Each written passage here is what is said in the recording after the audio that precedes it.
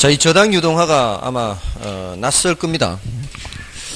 그나마 지금 여기 고정금리, 변동금리, 그리고 원리금 균등, 원금 균등, 자, 이런 것들은 모두 다 그래도 조금은 들어보셨을 거예요. 근데 저당 유동화 하는 것은 처음 들어보실 겁니다. 물론 11월, 12월 달에 개념은 말씀을 드렸는데요. 11월, 12월 달에 들으신 분들은 좀 기억이 나실지도 모르겠습니다. 저당 유동화. 지금 금융론에서는 저당 상환 방법, 조금 전까지 했는 게 이제 저당 상환 방법이에요. 원리금 균등, 원금 균등, 최정식, 고정금리, 변동금리, 이게 이제 제일 중요해요. 여기서는 해마다 출제되는 거예요. 그리고 경우에 따라 두 문제도 출제되고요. 그 다음이 저당 유동화, 다음에 이제 자금 조달 방법이에요. 자금 조달 방법에서 리츠는 중요해요. 다른 것은, 이건 뭐 거의 해마다 나오는데, 요거는 한 10분의 3, 4 정도가 돼요. 10분의 3에서 10분의 4. 요거는 거의 한 문제 나오고요. 여기도 한 문제에서 두 문제 나옵니다. 이것도 한 문제에서 두 문제. 근데 얘가 조금 더 비중이 높고요. 얘는 두 문제인 경우도 자주 있는데, 이건 한 문제인 경우가 자주 있습니다. 요 정도인데, 이제 중요도를 본다면, 자, 이제 저당 유동화의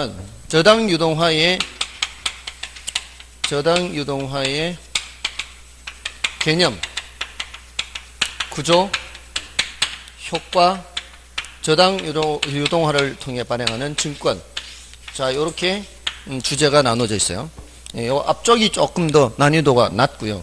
여기에 난이도가 조금 더 높아요. 그래서 일단 개념, 구조, 효과를 확실하게 해두시고 그 다음에 증권을 보시면 되는데, 개념이 제일 중요해요. 개념을 잘 아시면은 그 구조라든가 효과, 증권에 대해서도 쉽게 알 수가 있어요. 저당 유동화의 개념, 이게 뭐냐면은, 자, 유동화라는 단어죠. 유동화.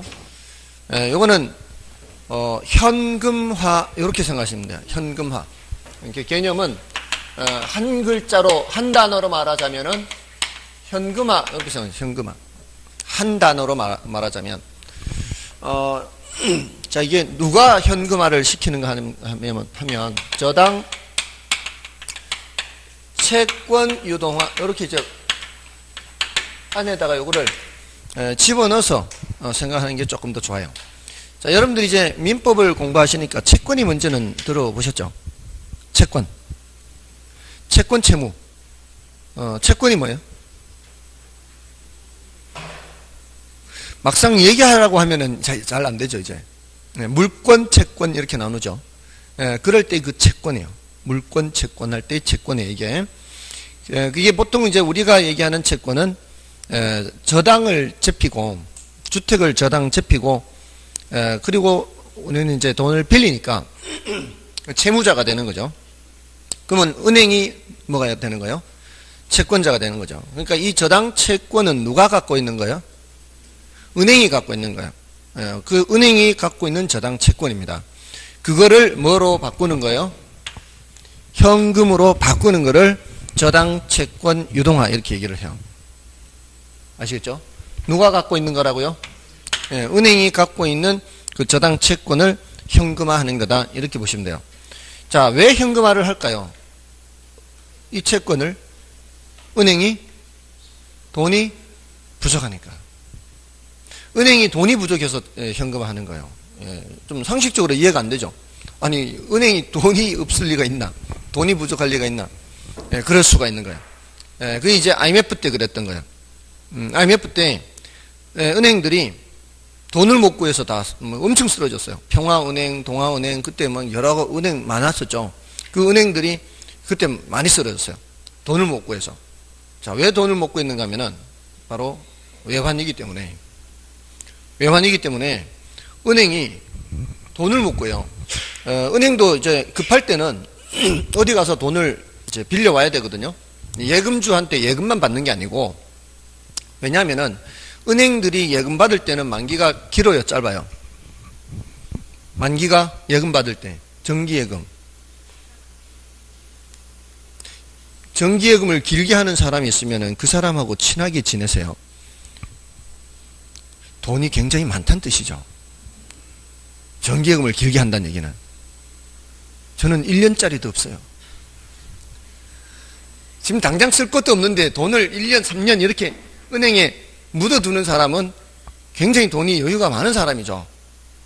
지금 여기 누가 길다 그랬죠? 좀 친하게 지내고 싶어요. 돈이 많은 사람들. 보통 정기예금은 만기가 짧습니다. 1년, 아주 길어야 3년, 5년? 5년도 별로 없을 거예요. 그렇지 않나요? 5년 동안 돈을 안 쓰고 묻어둔다? 야, 이거 참 정말 친하게 지내고 싶은 사람이에요. 자, 은행은 예금을 받을 때는 만기가 짧아요. 근데 대출을 해줄 때는 어떻게 해요? 길잖아요. 길게 대출해요. 10년, 15년 이렇게 대출해 준다고요. 자, 그러면은 만기가 됐을 때 예금주들이 예금 찾으러 오면 그 돈은 다 어디가 있어요? 대출해줘서 찔끔찔끔 분할해서 들어온다고요. 자, 요걸 뭐라고 표현하는가 하면 지금 이해되셨죠? 요거를 시험에 나올 때는 단기 조달, 장기 운용이라 그래요. 그런 표현을 알아야 되는 거예요. 그런 표현. 이제 이해를 했는 거와 그 이해를 뭘로 표현했을 때, 문장으로 표현했을 때 그 문구를 이해를 해야 되는 거죠. 아시겠어요? 단기 조달, 장기 운용. 이렇게 하면은 은행의 현금이 어떻게 돼요? 부족해지겠죠? 예, 요거를 단기 조달, 장기 운용에 따른 유동성 부족이라 그래요. 현금 부족이라 안 하고요. 유동성 부족이라 그래요. 자, 이러면은 돈이 부족하면은 어딘가에 가서 돈을 또 마련해 와야죠. 예금만 받아서는 마련을 못 해요. 예금만 받아서는. 그럼 어딘가에 가서 이제 돈을 조달해 와야 되는데, 그 당시에, 지금도 마찬가지고, 외국에서도 많이 조달합니다. 외국에서 돈을 가져와서, 달러로 빌려와서, 원화로 바꿔서 이렇게, 다시 이제 예금주한테 상환하고 한단 말이에요. 평상시에는 문제가 안 돼요. 평상시에는 문제가 안 되는데, IMF 같은 그런 위기에는 누가 돈을 빌려주려고 하겠어요? 한국의 우리나라의 자산을 갖고 있는 외국인들도 달러로 바꿔서 나갈 판인데, 외국의 회사들이 한국 은행을 뭘 믿고 달러를 빌려주겠냐고요. 안 빌려주는 거죠. 돈 마련을 못해요. 자, 그러니까 어떻게? 쓰러지는 거죠. 자, 그런데 은행이 뭐는 갖고 있다 그랬어요? 아직 만기는 안 됐지만 채권은 갖고 있잖아요. 만기가 안 됐으니까 돈 빌려간 사람한테 달라고 할 수는 없잖아요. 달라고 할 수는 없어요. 그런데 요거를 누군가에게 팔면, 요 채권을 팔면, 여러분 민법에서 배우셨잖아요. 채권 양도. 채권 양도라고 하죠. 양도가 이제 민법에서는 양도라고 하지만 이제 우리 결혼에서는 이제 매각하는 거죠. 판매하는 거죠. 판매. 채권을 팔면 뭐가 생겨요? 현금이 생기는 거죠. 그렇게 해서 뭘 마련하는 거예요? 현금 마련하는 거예요. 이제 이해되셨어요? 이 단어가 그런 의미예요. 저당 채권 유동화. 저당 유동화를 이렇게 중간에 집어넣어서 저당 채권 유동화다 이렇게 하시면 돼요. 자, 그 배경은 이제 들으셨죠? 자, 그러면 그게 이제 저당 채권 유동화인데, 자, 이렇습니다. 자, 여기가 이제 저당 차입자예요. 차입자. 여기가 이제 1차 금융기관이에요. 자, 여기서 대출을 해주는 거죠. 대출을 해주면 이쪽으로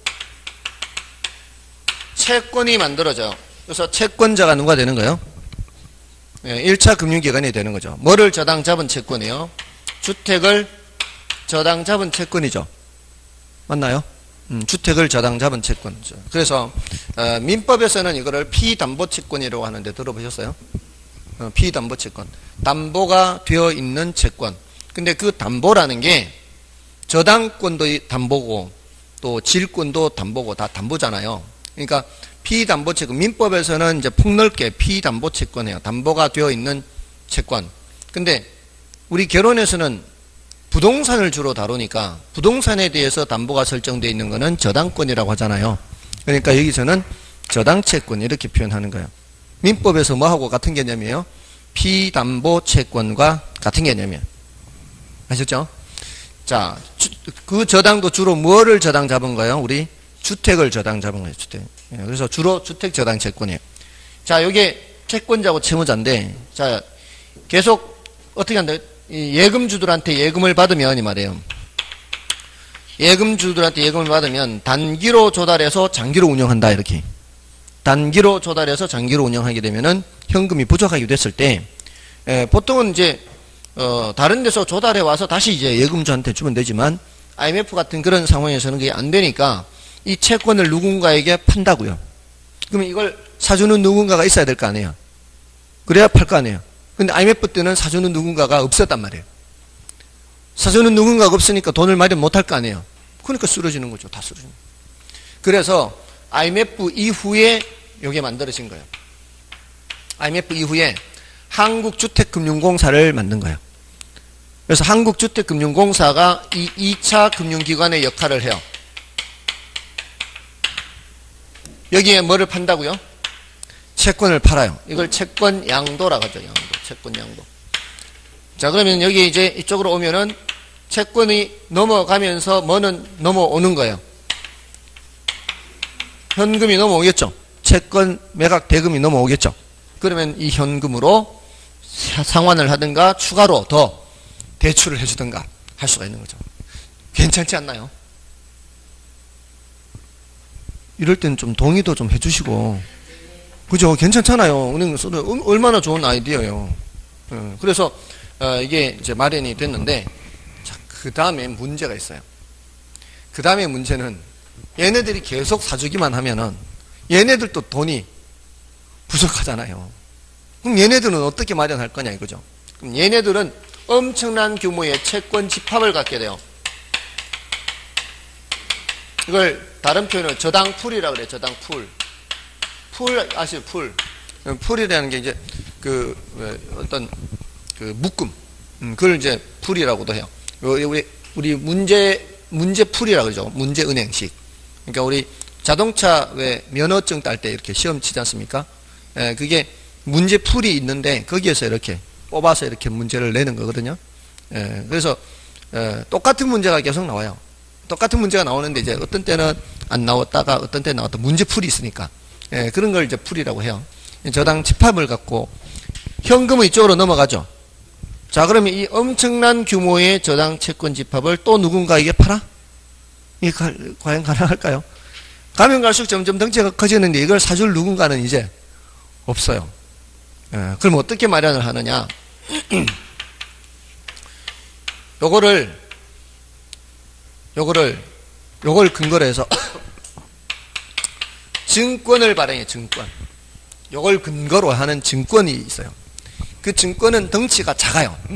뭐 10만원, 이론적으로 만원 이렇게도 할 수 있는 거죠. 이러면은 적은 돈을 갖고 있는 사람도 요 증권의 수익률이 괜찮으면 사겠죠.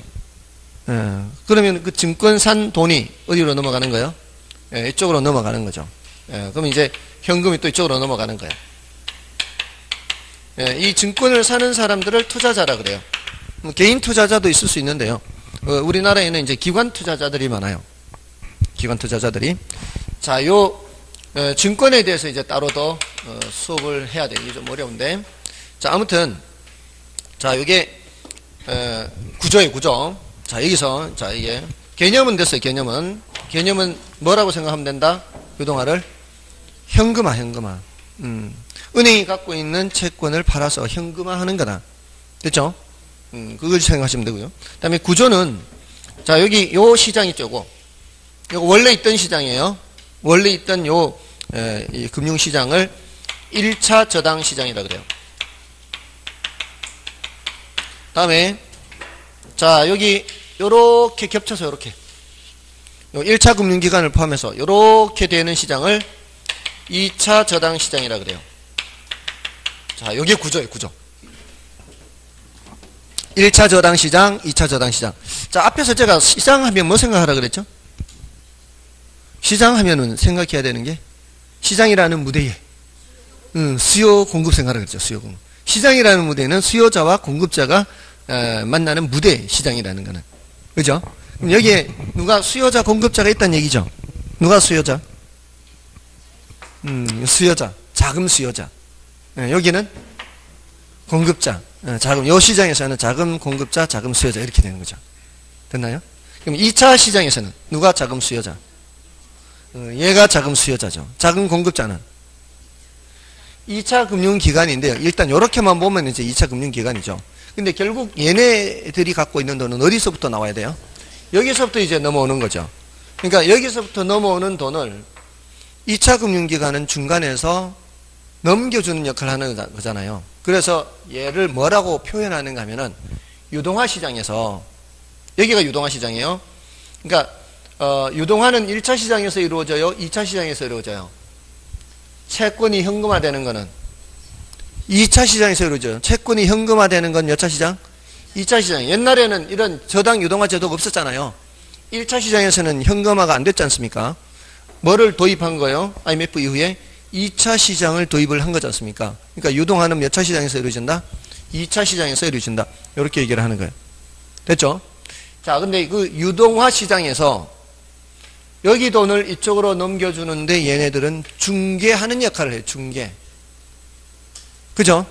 얘네들이 중개하는 역할을 하죠. 그러니까 자연스럽게 2차 금융기관을 유동화 중개기관이라고 그래요. 유동화 중개기관. 이런 단어들이 아주 자연스럽게 이 구조를 이해를 하면은 자연스럽게 이해가 되죠. 유동화 시장에서 중개하는 역할을 한다. 누가? 2차 금융기관이. 그러니까 요 역할을 하는 게 한국주택금융공사, 한주금하고요. 나중에 저당 유동화, 자산 유동화에 관한 법률이라는 게 있는데, 그냥 간단하게 이런 게 있다는 것만 알면 돼요. 여기 이제 유동화 전문 회사가 있어요. 이런 거를 담당하는 회사가 따로 있어요. 이거는 이제 스페셜 퍼포스 컴퍼니에서 SPC라고 해서 서류상의 회사가 많아요. 서류상의 회사. 아무튼 이게 이제 중요한 거죠. 자, 이런 거를 뭐라고 한다? 유동화 중개기관이라 한다. 결국 누구 돈이 넘어온다? 투자자 돈이 이렇게 넘어온다. 이렇게 됐죠? 자, 그러면은 자, 구조까지 됐고요. 효과. 자, 이걸 통해서 얻으려는 효과가 뭘까요? 우리나라는 이거 누구 때문에 도입됐어요? 은행 때문에. 은행 때문에 도입된 거. 그거 생각하면 돼요. 그게 가장 키포인트니까. 은행들이 뭐를 도와주기 위해서요? 현금화를 도와주기 위한 거죠. 그러니까 이 효과는 주체별로 보세요. 주체별로. 그러니까 차입자가 있고요. 그 다음에 1차 금융기관 있죠. 2차 금융기관은 이제 정부에서 하는 거니까 주로. 정부 정책적 효과에서 보니까. 그 다음에 이제 투자자들로 넘어가서요. 그 다음에 정책 효과 이렇게 보시면 돼요. 정책. 자, 여기서 제일 키포인트가 누구라고요? 1차 금융기관. 얘네들의 뭐를 높여줘요? 현금화를 도와주잖아요. 그걸 뭐라고 표현하는가 하면은 유동성을 높여준다 그래요. 유동성. 현금화하기가 더 쉬워진다 이런 뜻이에요. 현금화하기가 더 쉬워. 유동성이 높아진다 이 소리는 현금화하기가 더 쉬워진다 이렇게. 우리가 갖고 있는 자산들 보세요. 우리가 갖고 있는 자산들. 부동산도 있고 또 금도 있고 또 자동차도 있고 자 이런 모피코트도 있고 자 이런 자산이 있으면 이런 자산들을 예를 들어 부동산을 금으로 바꾼다. 이러면은 뭐가 높아지는 거예요? 유동성이 높아지는 거예요. 아시겠죠? 그래서 이런 현금화하기가 더 쉬워진다 이런 의미예요. 이런 제도를 도입하면은 지금 당장은 현금화를 하지 않더라도 현금화를 하기가 더 쉬워지잖아요. 그걸 뭐라고 표현한다고요? 유동성이 높아진다 이렇게. 자, 이런 이점이 있어요. 그러니까 잘 안 넘어가는 거죠. 은행이 안 쓰러지는 거예요. 그 다음에 이제 얘네들은 이제 부차적인 효과예요. 자, 이 유동화 제도를 도입을 하게 되면은 대출을 더 쉽게 해줄 수 있지 않나요? 현금을 더 쉽게 마련하니까. 그러면 차입자들 입장에서는 대출 받기가 더 쉬워지죠. 더 많은 사람들이 혜택을 보는 거예요. 예를 들어 이 제도가 없으면은 얘네들이 100억을 갖고서 대출을 해준다면 1억씩 100명한테 대출해주면 돈이 없잖아요. 근데 이런 제도가 있다면 이 100억의 채권을 팔면 다시 또 현금 마련되잖아요. 그럼 또 대출해 주면 되는 거죠. 그러니까 더 쉽게 많은 사람들한테 대출을 해줄 수 있다. 이렇게. 차입자들은 이 대출 받기가 더 용이해지죠. 대출 받기가 더 용이해요. 대출을 더 많이 받을 수 있어요. 그 다음에 투자자들 입장에서는 여기요, 이 사람들. 자, 이 증권이에요, 이 증권. 이런 증권은 과거에는 없던 증권이었어요. 과거에는 없던 증권이 새로 생겼죠. 과거에는 없던 증권이 이게 보통 이제 뭐 채권이나 주식 이게 이제 보통 흔히 말하는 증권이거든요. 근데 주식은 그 회사의 주권이죠, 주권. 그다음에 채권은 회사가 발행하는 이제 부채 금융이잖아요. 근데 요 증권은 뭐를 근거로 하는 증권이에요? 요 채권 집합을 근거로 하는 증권이죠. 요 채권 집합은 무슨 채권이에요? 주택을 저당 잡은 채권이죠. 그 주택을 저당 잡은 채권을 근거로 하는 이러한 형태의 증권은 과거에는 없었어요. 그리고 이거는 만기가 긴 것도 많아요.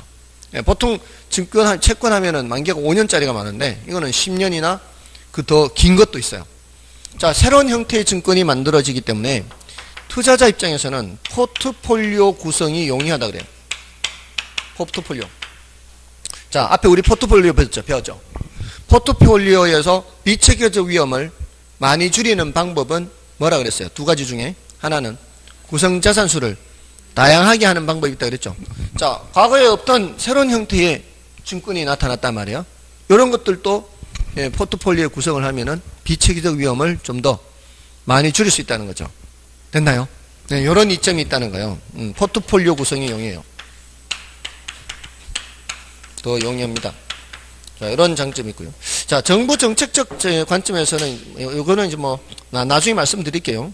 이건 이제 이게 더 중요하니까 여기까지만 이제 일단 말씀을 드리고요. 참 다음에 얘인데 자, 이것만 보고 어느 정도 이게 연상이 돼야 돼요, 머릿속에. 개념은 뭐고요? 개념은 현금하고 그다음에 구조는 1차 저당 시장과 2차 저당 시장. 저당 유동화가 이루어지는 시장은 몇 차 시장? 2차 시장. 그다음에 효과는 우리나라는 누구 때문에 도입됐다? 은행 때문에. 은행이 뭐를 높여주기 위해서? 유동성을 높여주기 위해서. 됐죠? 가장 핵심되는 내용들을 지금 체크를 한 거예요. 자, 그 다음에 증권이에요, 증권. 증권이 이제 난이도가 좀 높은데 안 할 수는 없고 하기는 해야 되고. 여러분 어떻게 해야 돼 그러면?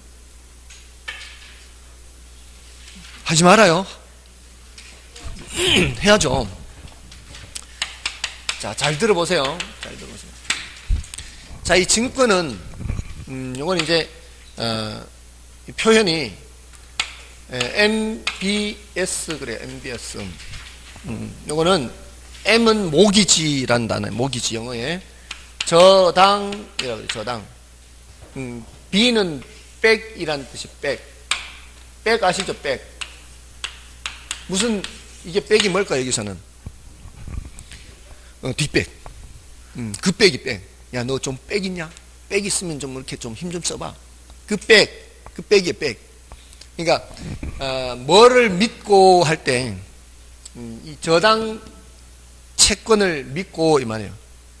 그걸 백으로 해서, 저당 채권을 백으로 해서, 얘를 믿고, 이 말이에요. 얘를 믿고, 발행하는 증권이다, 이 말이에요. S가 증권이에요. 그 믿고가 여기는 이제 번역을 담보로 하는 거예요, 담보로. 저당 담보증권. 자, 차입자들은 뭐를 저당 잡히고 대출을 받았어요? 여기에 집을 담보로 잡히고 돈을 마련했잖아요. 그죠? 돈을 마련할 때, 이 말이에요. 돈을 마련할 때. 이 사람들은 이걸 담보로 제공하고 돈을 마련한 거예요. 근데 얘가 돈을 마련할 때, 이 말이에요. 얘가 돈을 마련할 때는 얘를 담보로 제공하고 돈을 빌린다, 이런 뜻이에요. 자, 여러분들 아까 제가 갖고 계시는 자산이 있다 그랬잖아요. 집도 있고 자동차도 있고 또 모피코트도 있고. 자, 이런 자산을 근거로 해서 돈 좀 마련해 오세요 하면은 어떤 방법이 있을까요? 돈 좀 마련해 오세요. 지금 현금이 없는 상황에서 돈 좀 마련해. 뭔가를 지금 쓸 일이 생겼어. 예? 대출 받거나 또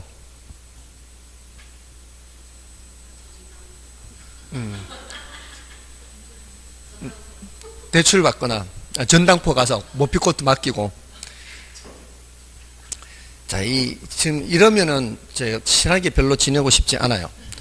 왜냐면은 돈이 별로 많은 것 같지가 않아. 집이 한 채밖에 없으니까 이거를 팔 생각을 못 하는 거야. 팔아서도 마련할 수 있잖아. 팔아서도 돈 마련해 오라 그랬지. 내가 뭐 맡기고 돈 빌려 오라 그랬어. 마련해 오라 그랬지. 돈을 마련하는 방법은 두 가지. 하나는 돈을 빌리는 방법도 있고, 하나는 파는 방법도 있어요. 제가 마련해 오라 그랬잖아. 돈을 마련하는 방법이 있어요.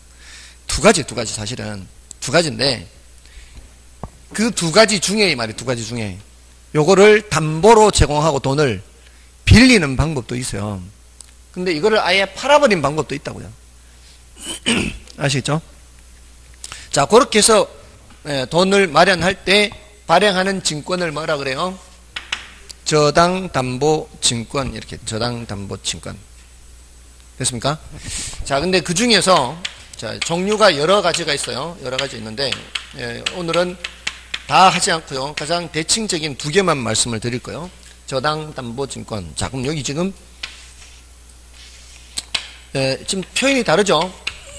저당담보증권 하는데 MBB는 자, 이게 이제 B로 끝나는 게 있고 S로 끝나는 게 있어요. 자, 우리 증권을 얘기할 때 본드 하는 거 있죠. 본드. 들어보셨나요? 본드가 뭐예요?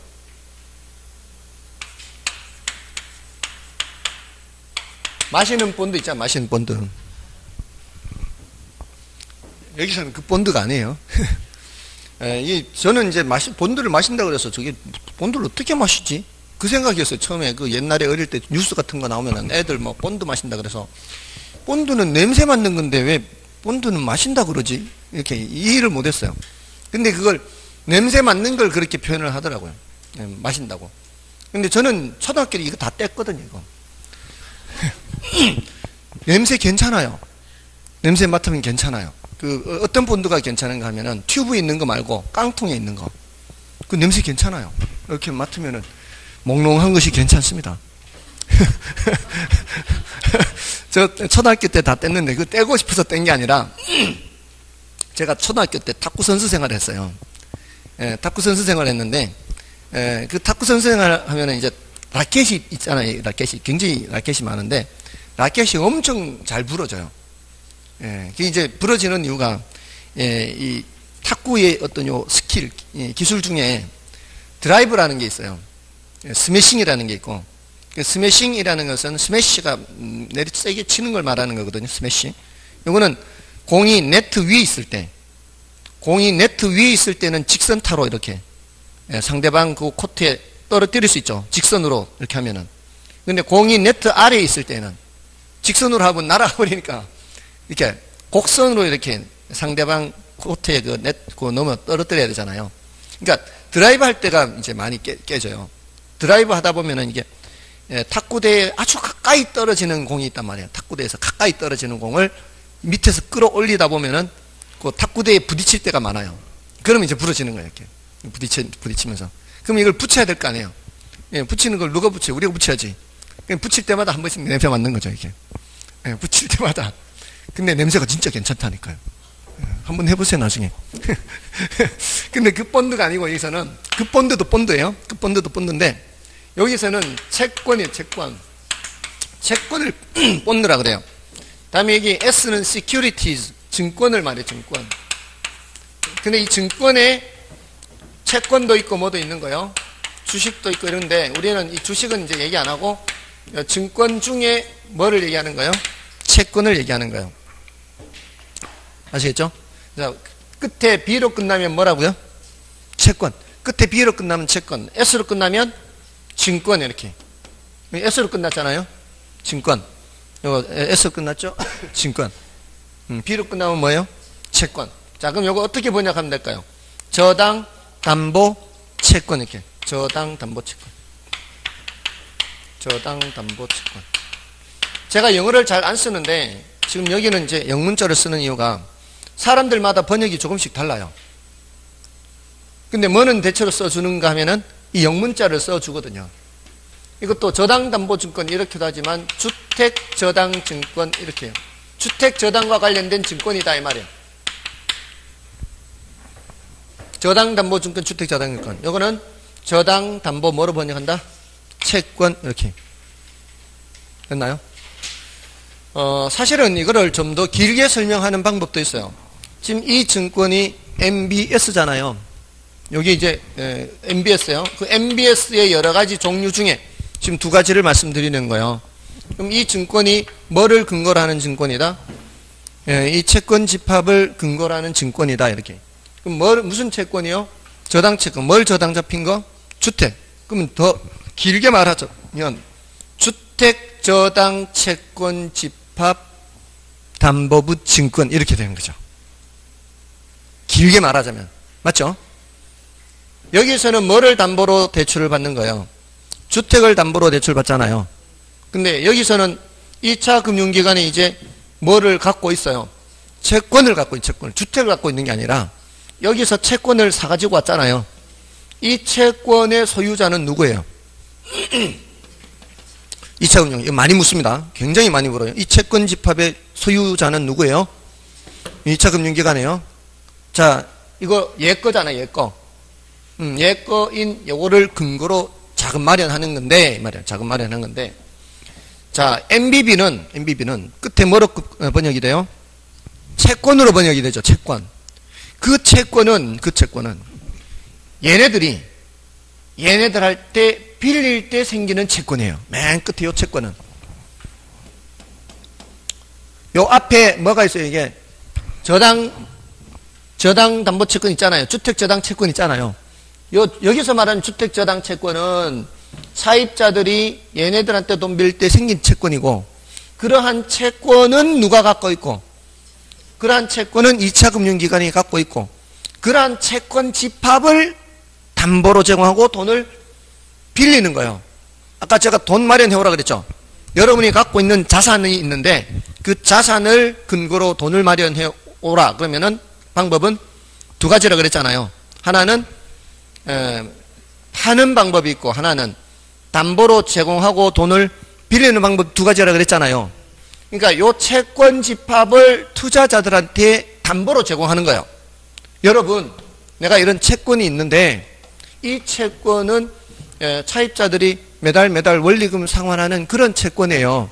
매달 들어오는 돈 요거 있으니까 요거 믿고 돈 좀 빌려주세요 하는 거예요. 돈 좀 빌려주세요. 그러면서 증서를 만든 거예요. 돈 좀 빌려주세요 하면서. 그러면서 많은 사람들한테 여러분이 공동으로 좀 돈 좀 빌려주세요. 한 사람이 이 큰 돈이 없으니까, 이 수천억. 이게 채권 집합이 수천억인데 여러분들 공동으로 돈 좀 빌려주세요. 형편되는 데 따라서 뭐 10만 원을 빌려주든 100만 원을 빌려주든 증권 사는 대로 빌려주는 거예요. 저한테. 여러분들이 공동으로 뭐를 담보로 갖는 거예요? 채권 집합을 여러분들이 공동으로 담보를 갖고, 예를 들어 제가 2차 금융기관이다 그러면 제가 여러분들한테 돈을 빌리는 거죠. 됐나요? 자, 그럴 때 뭐를 발행한다고요? MBB를 발행해요. B. 요게 채권이에요. 채권. 그 증서를 MBB라 그래요. 자, 여러분들한테 드리는 그 증서 일종의 차용 증서로 생각해도 돼요. 자, 그럼 여러분이 뭐가 되는 거예요? 채권자가 되는 거죠. 여러분 채권자.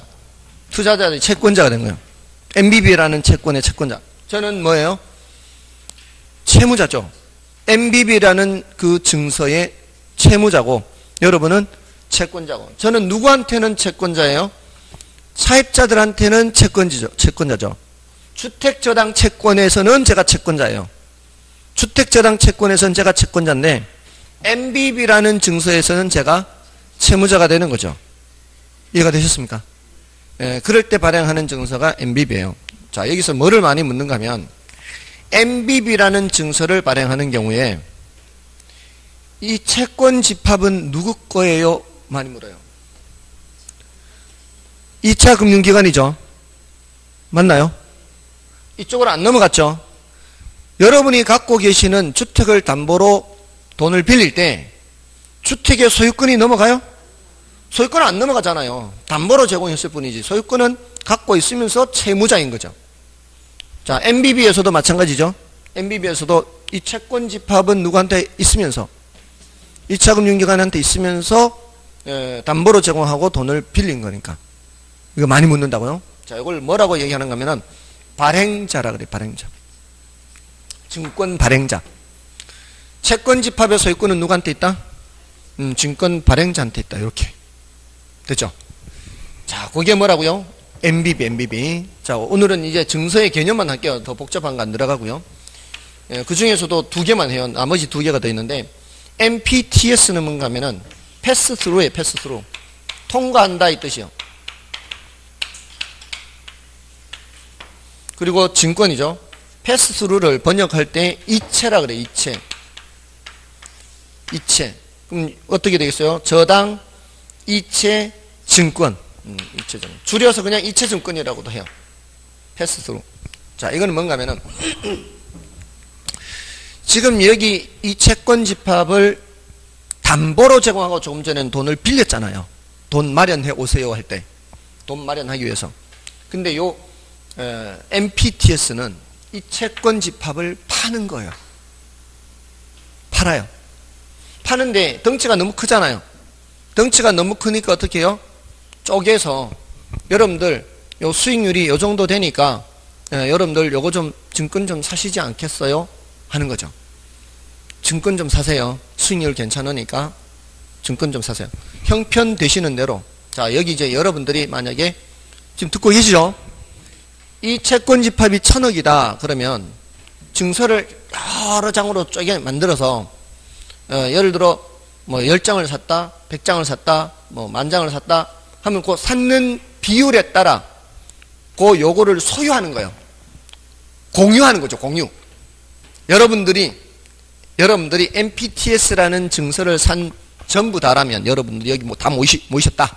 여러분들이 이걸 다 샀다면, 이 1000억에 해당하는 이 채권 집합을 다 산 거예요. 1000억에 해당하는 걸 다 샀는데, 누구는 많이 산 사람이 있을 거 아니에요. 누구는 적게 샀을 거 아니에요. 그러면 그 샀는 비율에 따라 뭐를 공유한다고요? 채권 집합을 공유하는 거죠. 그러니까 MPTS는 이 말이에요. MPTS는 요걸 샀는 경우에는 그때 발행한 요 MPTS를 산 사람들이 저 채권 집합을 어떻게 한다?